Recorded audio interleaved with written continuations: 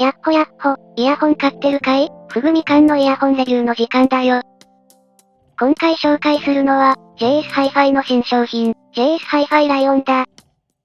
JS Hi-Fi は低価格モデルを中心に、Amazon でお安く手に入るケーブルブランドとしての立ち位置を確立しているブランドで、7000円くらいのより上位のケーブルも販売してる。今回紹介するライオンは、JS Hi-Fi の中では中堅くらいの価格帯に位置するラインナップで、超低価格モデルとの明確な差として、潜在に単結晶銅を採用していることを明記してるな。単結晶銅は、一番オーソドックスかつ、堅実なアップグレードの選択肢の一つ。普通、お安いイヤホンに使われている、銅洗剤は、無酸素銅、と呼ばれるもので、めちゃくちゃ乱暴に言ってしまうと、単結晶銅の方が、お高いケーブルに使われてることが多い。つまり、コストがかかるけど、こっちの方がよく作用することが多い、ということだ。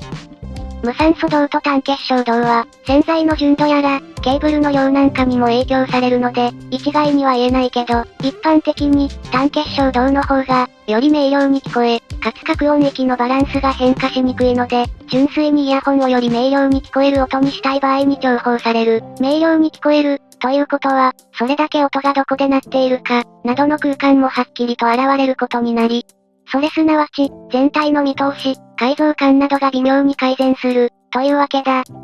この価格帯の4新単結晶銅線は、純銅ケーブルを採用している、一般的な付属ケーブルの、方向性を保ったままでのアップデートに一番具合がいいんだよな。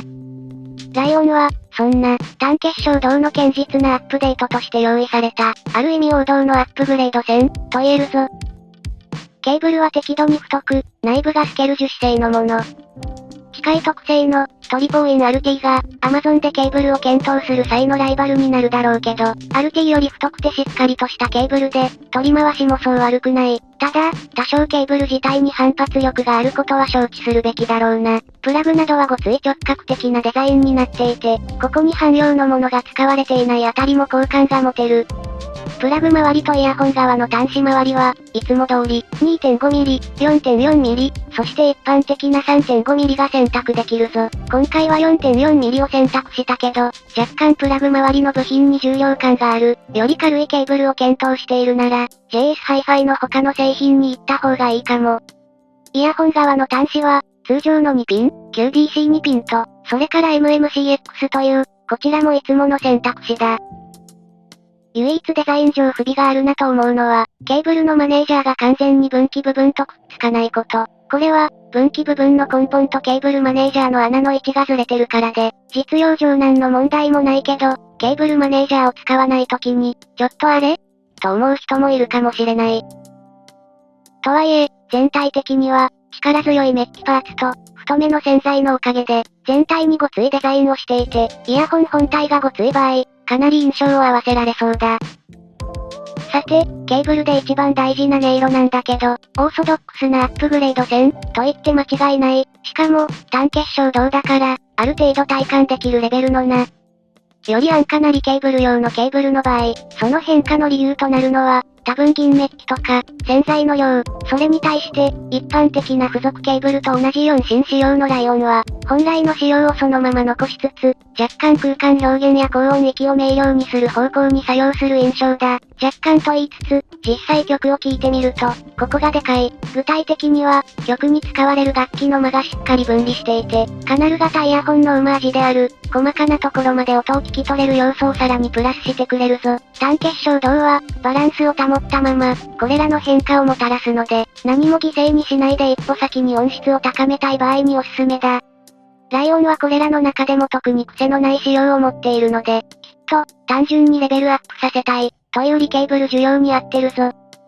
個人的に、さっき名前がちらっと出た、トリポーインの RT がライバルだと思うんだけど、RT が若干高音域重視で、低音域の量感はそのままから若干減るくらいの印象に対し、ライオンは、低音域の力強さもそのままなので、低音重視派だけど高音もはっきり聞こえてほしい。ただし、バランスは崩さずに、そんな人におすすめだな。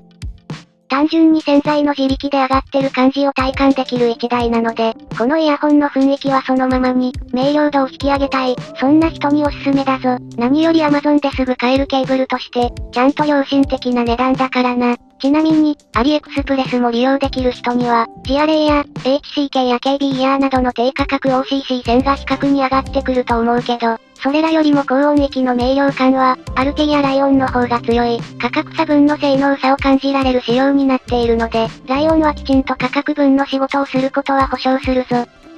と、こんなところだな。